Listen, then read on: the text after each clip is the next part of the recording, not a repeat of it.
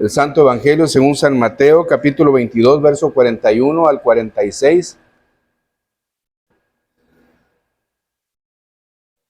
Estaremos haciendo lectura.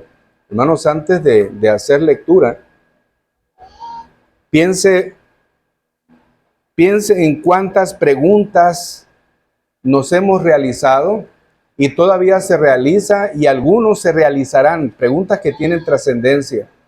Algunos quizá pensarán en algún momento de su vida con quién me he de casar, y para algunos tiene tanta trascendencia esto porque va a forjar una familia de la cual con la gracia de Dios tendrán hijos.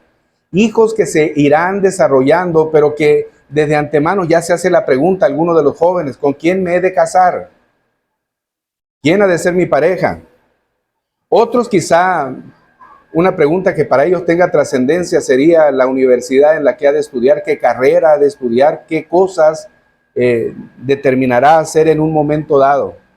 Hay muchas preguntas que tienen trascendencia, pero hermanos, la pregunta que el Señor Jesucristo hace a hombres religiosos, a hombres que se considera que conocen en asuntos espirituales, tiene una trascendencia supremamente mayor que la cualquiera de nosotros, o que la que cualquiera de nosotros pudiéramos hacernos en contemplación de una vida transitoria. ¿Qué carrera voy a estudiar? Hermano, lo que usted estudie tendrá su límite en el día en que usted parta de este mundo. La carrera que estudie lo prepara para estar en este mundo por un tiempo. ¿Con quién te vas a casar? Hermano, yo también lo pensé. Y por gracia de Dios, Dios puso a la esposa que tengo y me dio 3 hijas hermosas y me dio 2 nietos, una nieta y un nieto. Ustedes ya conocen a mi nieto Eliel, que está en espera de ser internado para su cirugía el día de mañana de su corazoncito. Gracias a Dios por la familia que me dio. Y gracias a Dios, hermano, porque Él fue el que dispuso con quién había de casarme, y porque dispuso en el corazón de mi mujer, de mi esposa, con quién se habría de casar. Pero esto tiene un límite. El día que yo marche de este mundo, hermanos, mi esposa habrá concluido en su matrimonio conmigo, y de forma contraria es lo mismo. Mi esposa, el día que muera, mi matrimonio habrá concluido. Y según dice la Escritura, ya estaría cualquiera de los dos en la condición de viudez, libre para volverse a casar sin pecar. Pero lo que quiero decir, hermanos, es: todas las decisiones que tomemos en esta tierra son transitorias. Pero la decisión o aquella pregunta que implica respuestas eternas es en lo que debemos de ahondar y pensar. Por esto Mateo capítulo 22, verso 41 al 46, leo y usted siga con su vista, por favor. Dice la palabra de nuestro Señor: y estando juntos los fariseos, Jesús les preguntó, diciendo: ¿qué pensáis del Cristo? ¿De quién es hijo? Le dijeron: de David. Él les dijo: pues como David en el Espíritu le llama Señor, diciendo: dijo el Señor a mi Señor, siéntate a mi derecha, hasta que ponga a tus enemigos por estrado de tus pies. Pues si David le llama Señor, ¿cómo es su hijo? Y nadie le podía responder palabra, ni osó alguno desde aquel día preguntarle más.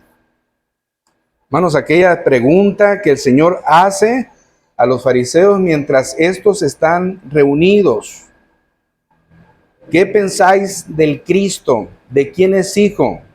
Ellos le dijeron: de David.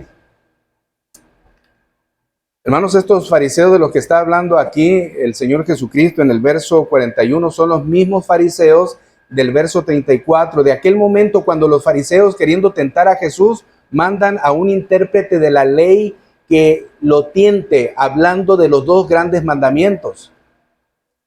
¿Sí recuerdan, hermanos, esa porción, esa parte de la Escritura, cuando el Señor estaba platicando con los saduceos acerca de la resurrección? Y cuando aquellos saduceos quedaron con su boca callada porque no había más respuestas o más preguntas que hacerle al Señor en función de esta situación que estaban viviendo a causa de la enseñanza del Señor Jesús. Quiero que pensemos en esto, hermanos. Aunque Mateo no dice en qué lugar estaban cuando se dio esta conversación entre los fariseos al hacer esta pregunta. Una pregunta que, si usted se fija, la hace Jesús en tercera persona. ¿Y a qué me refiero con que Jesús hace esta pregunta en tercera persona?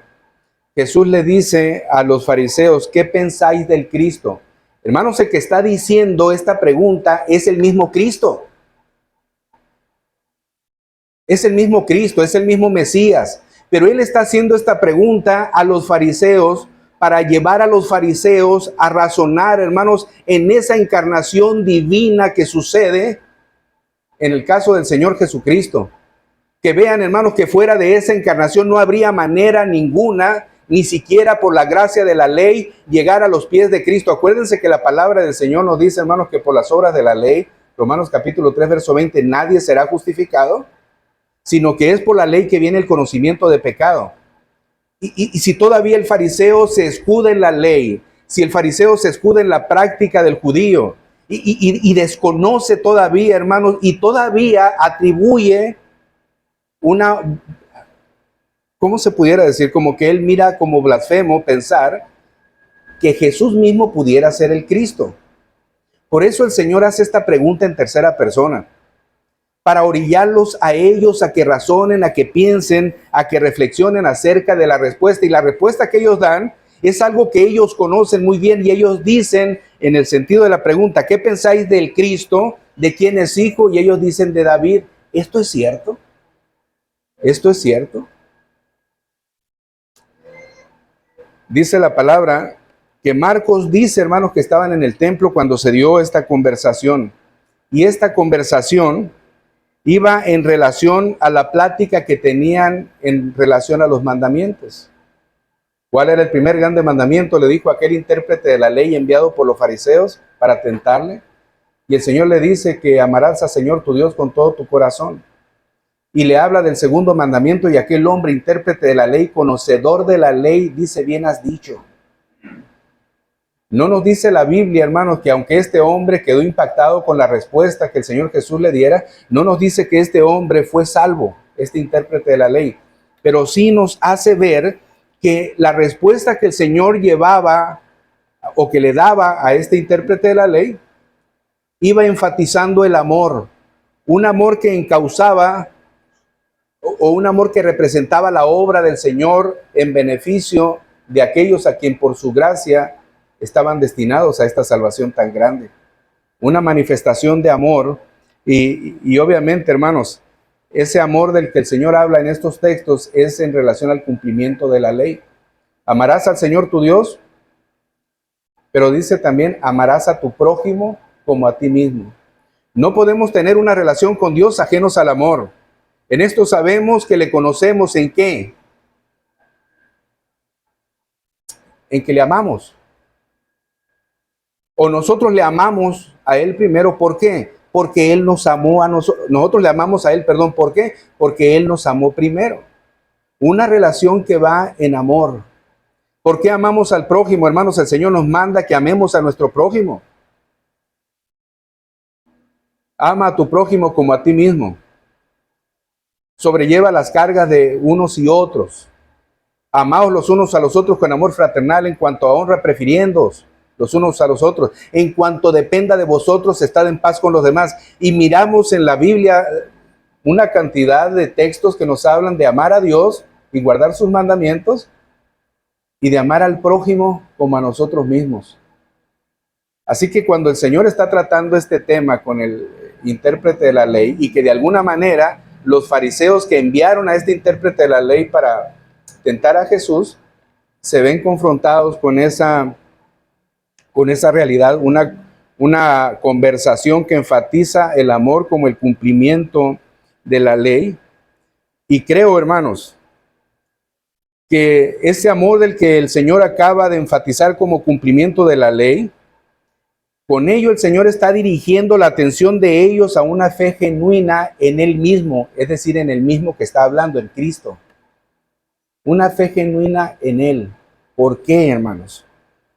Porque sin esa fe genuina, sin una comprensión clara y correcta acerca de Cristo, ningún fariseo, ningún gentil, nadie absolutamente puede ser salvo.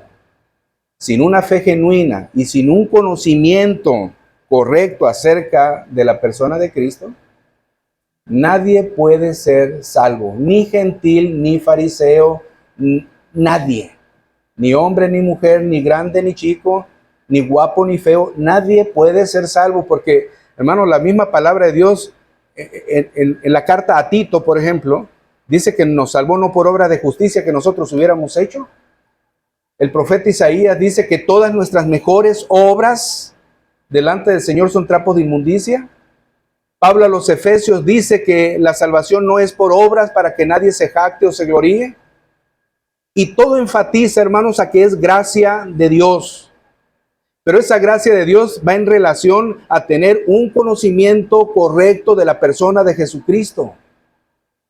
Fuera de eso, y cuando hablo, hermanos, de un conocimiento correcto, me llama tanto la atención cómo es que los demonios, en el caso de cuando el Señor llega a Gadara y desciende de la barca y luego se acerca aquel endemoniado gadareno y se postra delante de él y le dice: Señor, ¿qué tienes contra nosotros? Y hermanos, la expresión hijo del Altísimo. Los demonios, 6,000 demonios que habitaban aquel hombre, reconocen la grandeza de aquel que llegaba en la barca, un hombre que usaba calzado, un hombre que usaba túnica, un hombre que hacía que la tempestad y el mar se calmaran. Ellos reconocían la grandeza de aquel que descendía y aquellos se postraban delante de él, creían en él y temblaban, dice Santiago, hermanos, porque Santiago dice: haces bien en creer, los demonios también creen. Pero si no hay un conocimiento correcto de la persona de Jesucristo y de su obra, nadie podrá ser salvo. Ni el religioso como el fariseo, ni el sacerdote como el fariseo, ni el intérprete de la ley como el que estamos hablando en cuestión, que reconoce que Jesús sabe lo que está diciendo. Nos tapa la boca. No hay más preguntas que hacer. ¿Cuál es la realidad, hermanos? Que el Señor está dirigiendo la atención de ellos en relación a Él mismo, en relación a Jesús. Jesús mismo dijo, hermanos: yo soy el camino, ¿no? En Juan 14:6, yo soy el camino. No dijo Él: hay otras opciones de camino. Él dijo: yo. Él no dijo el Cristo es el camino, Él dijo yo. Pero cuando Él pregunta a los fariseos, le dicen acerca del Cristo: ¿qué pensáis del Cristo? Aquí en Juan Él está diciendo: yo soy el camino, la verdad y la vida, y nadie viene al Padre sino por mí. Y podemos mirar, hermanos, claramente cómo es que el Señor está diciendo: no hay más opciones, no hay más caminos, hay un único camino, y ese único camino soy yo. Yo soy el único camino. En Hechos capítulo 4, verso 12, el mismo Señor nos enseña a través de su palabra: y en ningún otro hay salvación, dice la Escritura, porque no hay otro nombre bajo el cielo dado a los hombres en que podamos ser salvos. Hoy en día, ¿cuántas personas se adjudican la capacidad de perdonar pecados? Yo puedo perdonar los pecados que usted hace en contra mía, de mi persona. Si usted habla mal de mí, yo puedo perdonarle y decirle: yo te perdono, no hay problema. Aunque usted también tiene que pedirle perdón a Dios porque ha ofendido a alguien que es creación de Dios. Pero de que yo perdone los pecados que usted ha cometido contra otro, yo no tengo esa autoridad. El único que puede perdonar pecados es nuestro Señor, pero si se los confesamos a Él, Él es fiel y justo para perdonar nuestros pecados. Ningún hombre de cualquier religión tiene la capacidad de poder perdonar pecados, pero dice el libro de los Hechos: no hay otro nombre bajo el cielo dado a los hombres en que podamos ser salvos, lo cual implica remisión de pecados o perdón de pecados. Ahora, hermanos, estas personas que escucharon, como el intérprete de la ley que escuchó la respuesta del Señor Jesús en cuanto a los 2 grandes mandamientos, y aquellos fariseos que estaban, a pesar de escuchar de primera mano la predicación de Jesús, la respuesta de los labios del Creador y sustentador de todas las cosas, como dice Pablo, lejos de que su corazón se ablandara como una piedra que se golpea y se quiebre y se fracture, por lo menos que eso hubiera pasado. No, hermanos, el corazón de ellos seguía endureciéndose más. Y mire, piensen en esto. ¿Cuántas veces nos dicen algo que a nosotros nos duele porque reconocemos que lo que estamos haciendo está mal? Pero lejos de cambiar de postura o de posición al reconocer que estamos mal y que alguien se dio cuenta de eso, nos encerramos más en nosotros mismos porque somos orgullosos. Lejos de decir, tenía razón el hermano, yo estoy actuando mal, hermano, perdóname. Y le pido perdón a mi Dios. Tienes razón. No, hermanos, el hombre se endurece. Ya dije. Aunque sepa que están mal, pero ya dije. Y el fariseo, aún escuchando del Señor Jesucristo una respuesta tan maravillosa, porque más adelante dice, y ya después nadie osaba preguntarle nada al finalizar esta lectura en el verso 46. Ellos quedaban impactados, pero a pesar de eso, el corazón de ellos seguía endureciéndose. Vean, por ejemplo, el capítulo 26 de ahí mismo de Mateo. Capítulo 26, verso 3 y verso 4.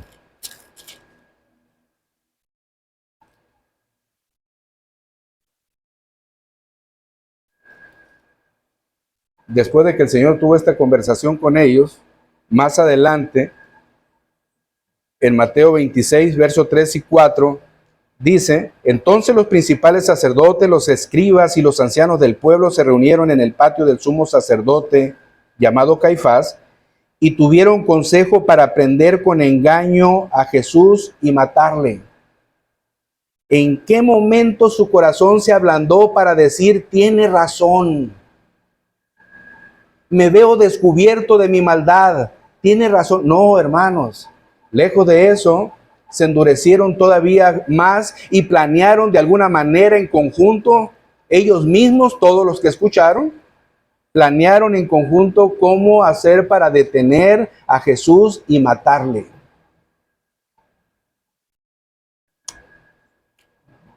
Capítulo 27, verso 41 al verso 42.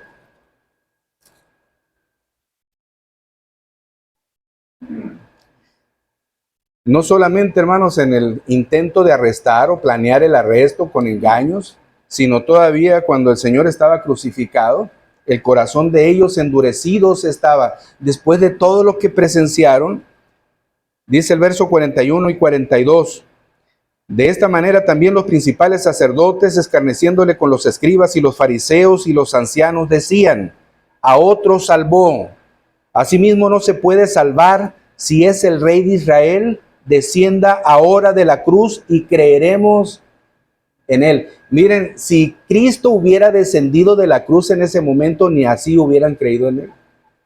Ni así hubieran creído en él. Judas escuchó la predicación de Jesús. Judas miró de primera mano los milagros de Jesús. Judas miró cómo el Señor Jesús expulsó demonios. Judas lo presenció todo, pero Judas no creyó. Así que estos no son diferentes de ninguna manera a Judas. Ellos estarían en la misma condición. El corazón está endurecido, el corazón del hombre. Por eso la obra maravillosa del Señor Jesucristo, según la revela Ezequiel, donde dice la palabra en Ezequiel 36 que Él sacará el corazón de piedra del hombre y pondrá uno de carne. ¿Cuál es la situación? Ese corazón endurecido del hombre, cualquiera que sea la condición del hombre, cualquier pretexto que pone el hombre para endurecerse delante de la verdad de Dios, dice la palabra, será quitado del hombre y será colocado uno de carne. Pero también es necesario entender que esto no será en todos. Esto no será en todos, será solamente en aquellos que crean en Él. Porque fuera de aquellos que creen, su corazón seguirá siendo endurecido y endurecido, como en el caso de Faraón. ¿Qué pasó, hermanos, en el caso de Faraón? Un hombre que presenció aquellas plagas que fueron exterminadoras en Egipto, aquella manifestación del poder de Dios que se vio en toda la nación y que aún los hijos primogénitos de ellos fallecieron, y todavía Dice la Biblia que el corazón de Faraón seguía endureciéndose cada día más. Llegó un momento en que Faraón le dice a Moisés, Moisés, ruega a tu Dios que detenga esta plaga, porque nosotros nos reconocemos impíos y él justo. ¿Cuántos de nosotros en algún momento hemos hecho una expresión así? O hemos dicho, yo entiendo que estoy mal, yo entiendo que soy pecador, yo entiendo y hasta me arrepiento. Pero lo que pasó con Faraón, dice la palabra que cuando Moisés hubo orado y aquella plaga se detuvo, el corazón de Faraón se endureció todavía más. Y en el caso, hermanos, de estos fariseos que escucharon al Señor Jesús, y esa pregunta que él les hizo, ¿qué opinión tienen del Cristo? ¿O qué opinión tienen del Mesías? ¿De quién es hijo? Y ellos respondieron rápido, de David. Pero el corazón de ellos seguía endureciéndose todavía más. Mateo 26, versos 62 al verso 64. No solamente el arrestar a Jesús para detenerlo y matarlo, no solamente en medio de la crucifixión, sino todavía en la resurrección. Mateo 26, versos 62 al 64, dice la palabra. Al día siguiente, que es después de la preparación, se reunieron los principales sacerdotes y los fariseos ante Pilato, diciendo, Señor, nos acordamos que aquel engañador dijo viviendo aún, después de 3 días resucitaré. Manda pues que se asegure el sepulcro hasta el tercer día, no sea que vengan sus discípulos de noche y lo hurten y digan al pueblo, resucitó de entre los muertos, y será el postrer error peor que el primero. ¿Qué es lo que están diciendo los fariseos, los escribas, los ancianos del pueblo? Aquel falso profeta, aquel falso hombre, aquel engañador dijo que él resucitaría al tercer día. No vaya a ser, dicen, un corazón endurecido que no cree en la resurrección, como los saduceos que no creían en la resurrección, aunque el fariseo sí creía, pero no creía particularmente en la resurrección en este tiempo, de lo dicho por Jesús, sino que creían en la resurrección de los muertos en el día final. Pero ellos dicen, mira, no vaya a ser que el error que cometimos al principio vaya a ser peor después. Manda que cuiden la tumba. No solamente que tenga un sello y que tenga una piedra grande tapando el sepulcro, manda soldados que cuiden. Porque puede suceder que para que se cumpla aquello que dijo este engañador, haya estado en común acuerdo con discípulos de él para que vayan y hurten el cuerpo, y entonces será el postrer error peor que el primero. Cuánta hostilidad, cuánta perversidad en aquellos a quienes el Señor les pregunta, ¿qué opinión tienen del Cristo? Si en esa primera instancia el Señor hubiera dicho, ¿qué opinión tienen de mí? Yo soy el Cristo. Cuando el Señor habla con una mujer samaritana, según el Evangelio de Juan, y llega al punto donde la mujer le dice, sabemos que ha de venir el Mesías o el Cristo, y el Señor le dice a la mujer, yo soy el que habla contigo. Y la mujer no se espantó, más bien la mujer creyó. Dice el Evangelio de Juan que aquella mujer fue a la ciudad y contó lo que aquel hombre le había dicho respecto de su vida y decía, es profeta. Y entonces de la multitud desde la ciudad vienen a corroborar lo que la mujer les había dicho, y ahora le dicen al Señor, ya no creemos solamente por el dicho de la mujer, ahora creemos porque a nosotros nos consta, porque hemos tenido ese encuentro contigo. Pero aquí, hermanos, como miramos a una mujer samaritana, que entre los judíos y los samaritanos no se trataba, que había diferencias, y Jesús siendo judío tenía diferencias entre los propios judíos, o los judíos tenían diferencia con él. Pero también es necesario ver, hermanos, que no todos los judíos, o no todos los escribas, o no todos los fariseos, eran tan hostiles con el Señor Jesús. No todos eran de esa misma condición. Lucas 23, versos 50 y versos 51, dice la Biblia que había un hombre llamado José de Arimatea. Y este hombre José de Arimatea, dice, era miembro del concilio, era un varón justo y era además un varón bueno. Estamos hablando en términos morales, hermanos, porque dice el apóstol Pablo en la carta a los romanos que delante de Dios no hay hombre justo, ni siquiera uno, ¿no? No hay quien busque a Dios. Así que moralmente estamos pensando que este hombre, como dice Lucas 23, 50 al 51, había un varón llamado José de Arimatea, ciudad de Judea, el cual era miembro del concilio, varón bueno y justo, este que también esperaba el reino de Dios y no había consentido en el acuerdo ni en los hechos de ellos. José de Arimatea, un hombre que formaba parte del concilio, no estuvo de acuerdo en la determinación que ese concilio tuvo a escondidas de juzgar a Jesús de manera inapropiada y de sentenciarlo a la muerte. Él no estuvo de acuerdo, pero era un principal en el concilio. José de Arimatea no era como los otros, era varón bueno y justo, moralmente hablando. Juan 19, verso 38 y 39, Evangelio según San Juan, capítulo 19, verso 38 y verso 39. Después de todo esto, José de Arimatea, que era discípulo de Jesús, pero secretamente por miedo de los judíos, rogó a Pilato que le permitiese llevar el cuerpo de Jesús, y Pilato se lo concedió. Entonces vino y se llevó el cuerpo de Jesús, Hermanos, acuérdense también de un hombre principal de la sinagoga, uno que se llamaba Nicodemo. Dice el verso 39, también Nicodemo, el que antes había visitado a Jesús de noche, vino trayendo un compuesto de mirra y de aloes como de 100 libras. No todos los judíos, no todos los escribas, no todos los fariseos eran tan hostiles con Jesús.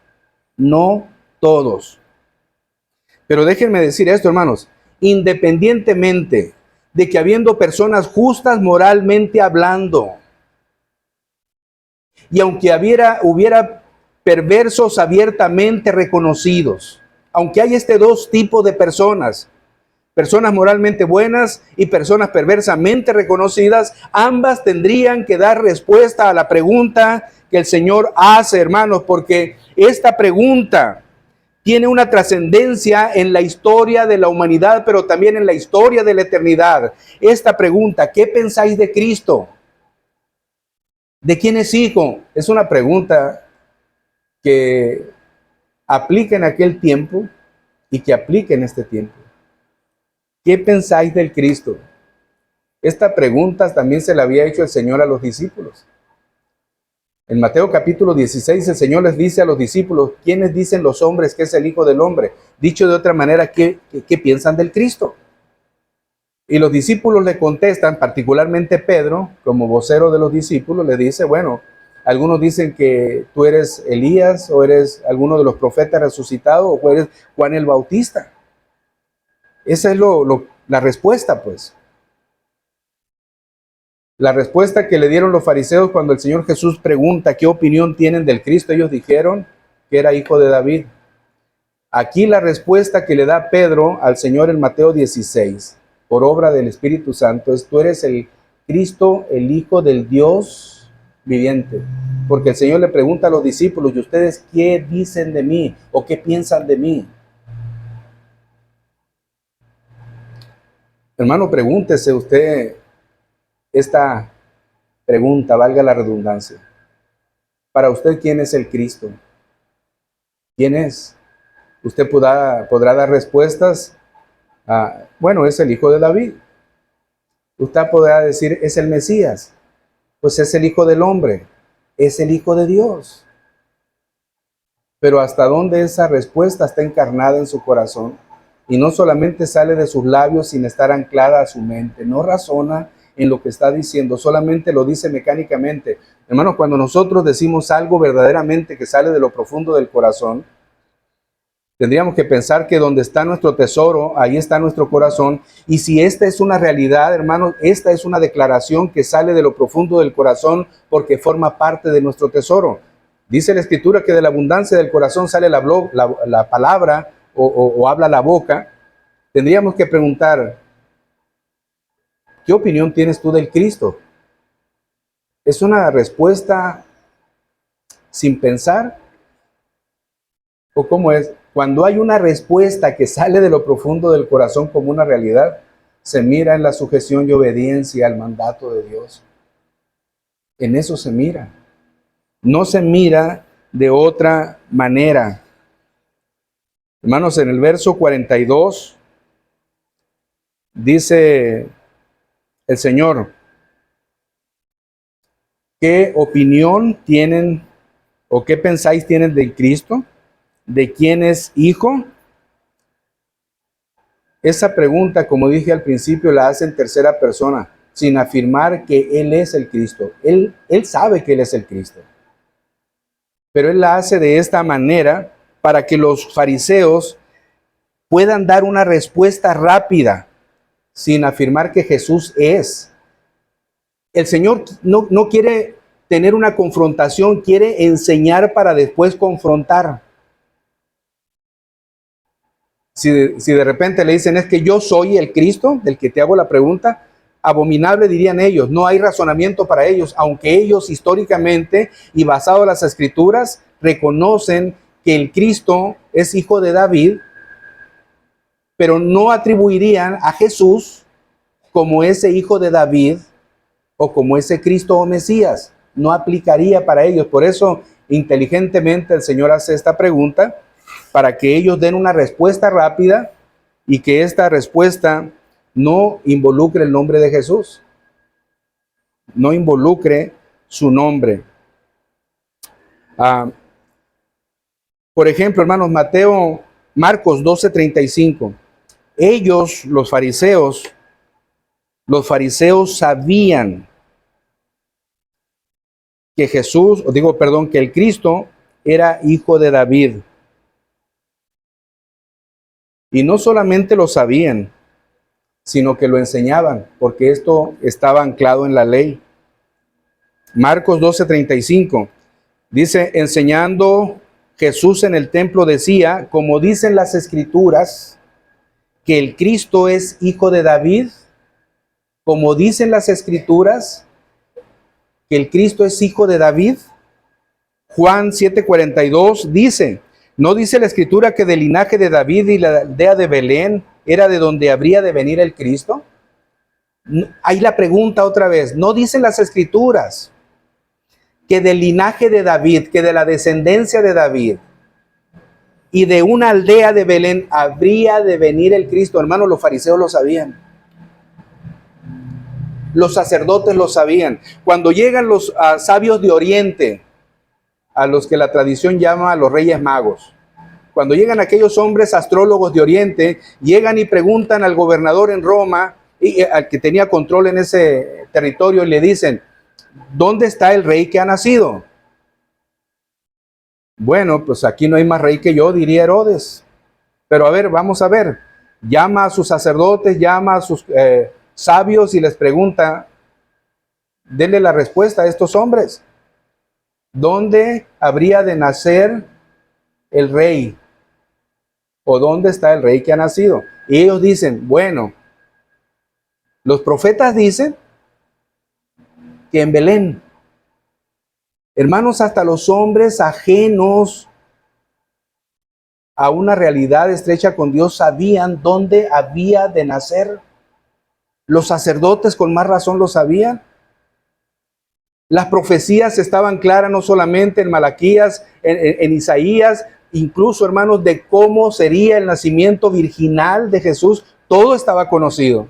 Y hasta mencionaban el nombre de Jesús. Llamará su nombre Jesús, porque Él será el Salvador de su pueblo. Entonces, no había duda, pero el fariseo no quería relacionar el nombre de Jesús con el Mesías o el Cristo o el Hijo de David. No querían relacionarlo de esa manera, aun cuando ellos lo enseñaban, aun cuando ellos lo conocían. Mateo 12:23-24 dice que la gente estaba atónica y decían, ¿será este aquel hijo de David? Mas los fariseos al oírlo decían, este no echa fuera los demonios sino por Belcebú, príncipe de los demonios. La gente, hermanos, maravillado decía cuando miraba a Jesús, ¿no será este el hijo de David? Y cuando dice, ¿no será este el hijo de David? Es decir, ¿no será este el Mesías o el Cristo prometido? Y entonces los fariseos y los sacerdotes dicen, no. Él echa fuera a los demonios por el príncipe de los demonios. Él no puede ser. Hermanos, la obra maravillosa que Jesús hacía al expulsar demonios, los sacerdotes decían, bueno, es por Belcebú, y el Señor tiene que aclararles diciendo, ningún reino puede estar dividido porque perece. No es posible. Hasta dónde el conocimiento de los sacerdotes y los religiosos, hermanos, estaban de veras conociendo la persona del Cristo prometido, porque la persona del Cristo prometido iba a relación a la práctica del Jesús que ahora habitaba entre ellos y hacía prodigios y señales entre ellos. Pero ellos estaban cegados, ellos no querían entenderlo, no querían creerlo. Y había algo más, hermanos, no solamente se trata de que la gente reconozca y piense que Jesús es el hijo de David, sino que todavía al sacerdote y al religioso le molestaba en gran manera que él aceptara esas distinciones. Mateo capítulo 22, verso 43, Mateo 21, verso 15 y verso 16. Dice, los principales sacerdotes y los escribas, viendo las maravillas que hacían y a los muchachos aclamando en el templo y diciendo, Hosana al hijo de David, se indignaron. Bienvenido al hijo de David, Dios salve al hijo de David. Dice que los fariseos cuando escucharon y los sacerdotes y los escribas cuando escucharon, se indignaron y le dijeron a Jesús, ¿oyes lo que estos dicen? Y Jesús les dijo, sí, sí oigo lo que dicen. ¿Pero qué ustedes acaso no entienden lo que el Salmo número 8 dice? El Salmo número 8, hermanos, dice, nunca leíste que de la boca de los niños y de los que maman perfeccionaste la alabanza. Tendríamos que pensar, el religioso está anclado en un momento, en presente, no está atendiendo las escrituras, está emocionalmente afectado, su ego y su orgullo están siendo probados y están saliendo reprobados, porque el Señor les dice a estos mismos hombres, nunca leísteis que de la boca de los niños y de los que maman perfeccionaste la alabanza. Esto lo menciona el Salmo número 8. ¿Nunca lo leíste? ¿No que eres conocedor de la ley?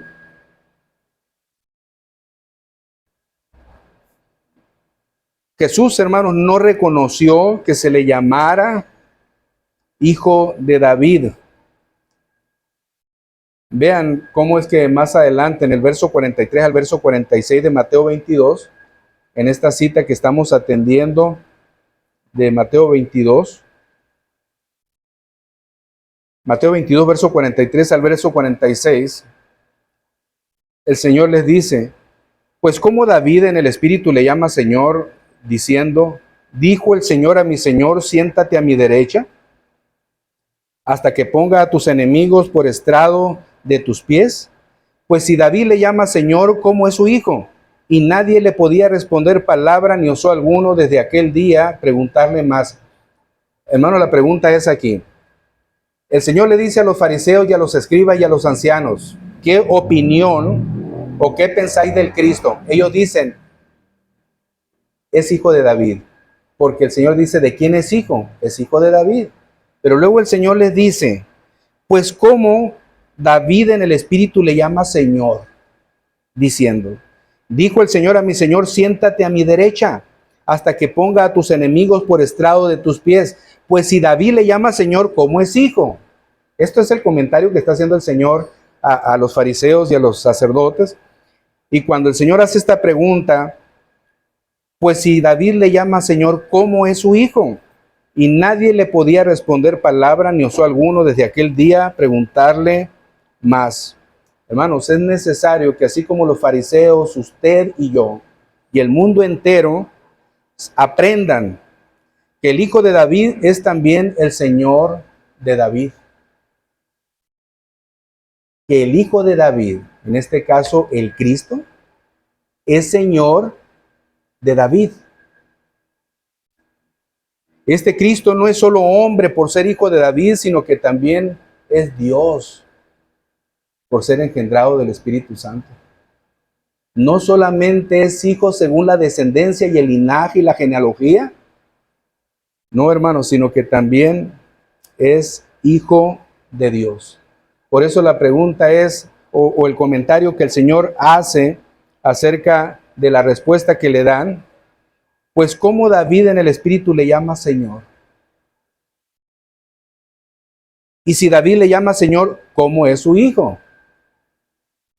Entonces, ¿cuál es la respuesta? Les estaría preguntando el Señor a aquellos intérpretes de la ley, a aquellos conocedores de la ley como los sacerdotes, y nadie osaba preguntarle ya nada más. Hermanos, en el verso 44, donde dice, dijo el Señor a mi Señor, siéntate a mi derecha hasta que ponga a tus enemigos por estrado de tus pies, hace referencia al Salmo 100, verso 1, que es un salmo mesiánico y que es lo mismo que el apóstol Pedro avala en el libro de los Hechos. En el libro de los Hechos, capítulo 2, verso 34 al 36,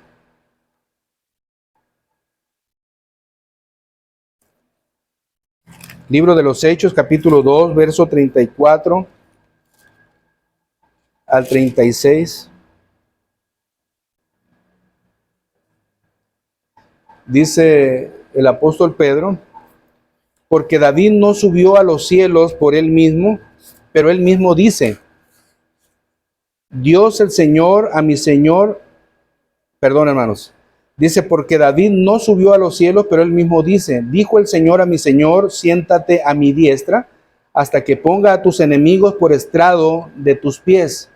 Sepa pues ciertísimamente toda la casa de Israel que a este Jesús a quien vosotros crucificasteis, Dios le ha hecho Señor y Cristo.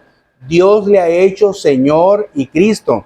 Por eso, cuando dice el verso 44, dijo el Señor a mi Señor. No está refiriéndose que dijo David a Jesús.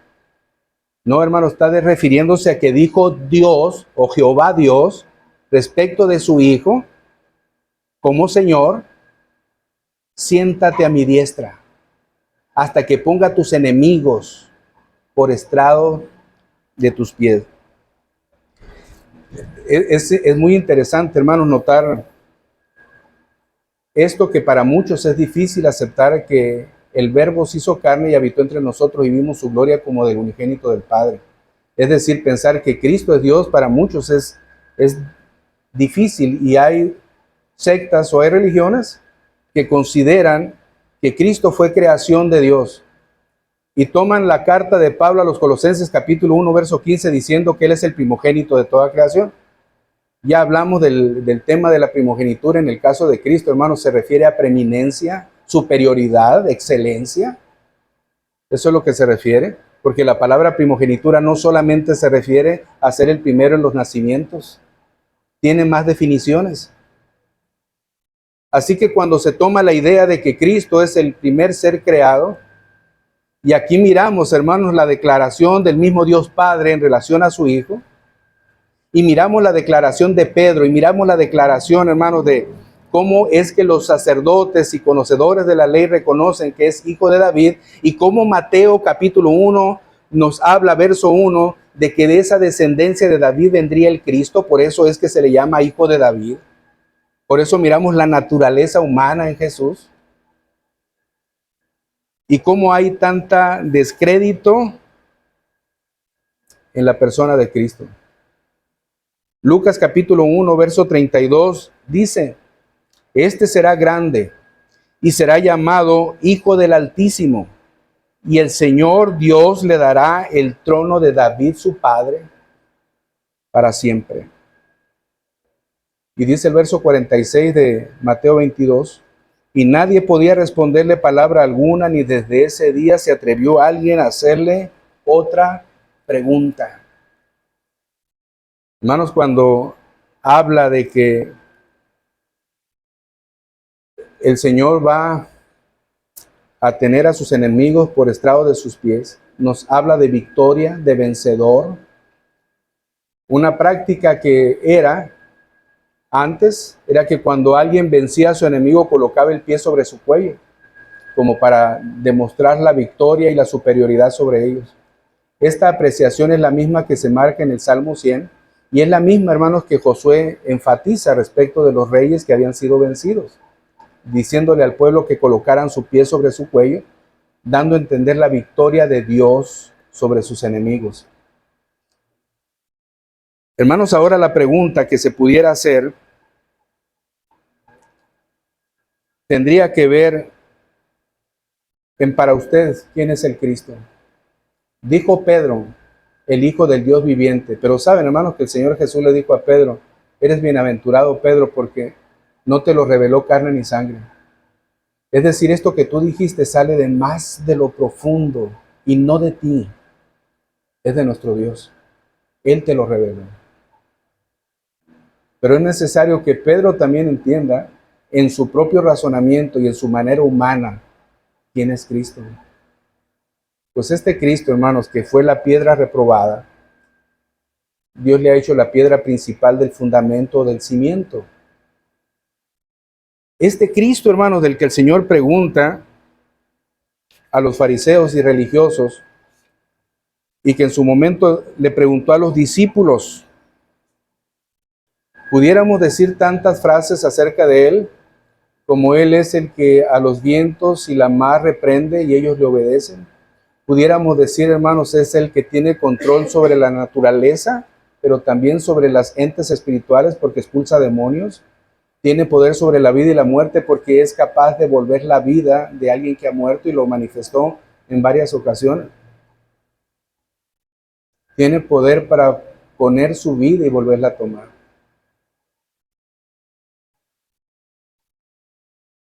¿Quién es el Cristo para ti? ¿Hay una respuesta que es fácil de decir y no está anclada en tu corazón? ¿O es una respuesta que tú la entiendes, la sufres, la razonas, la crees, la gozas, la lloras y la vives? ¿Cuál es tu posición? Si es una definición solamente intelectual, te vas a ir con una definición como ¿qué es el sol? Bueno, es un astro que fue creado y da luz, punto. ¿Cuántos beneficios tiene el sol para nuestra vida? La vitamina D,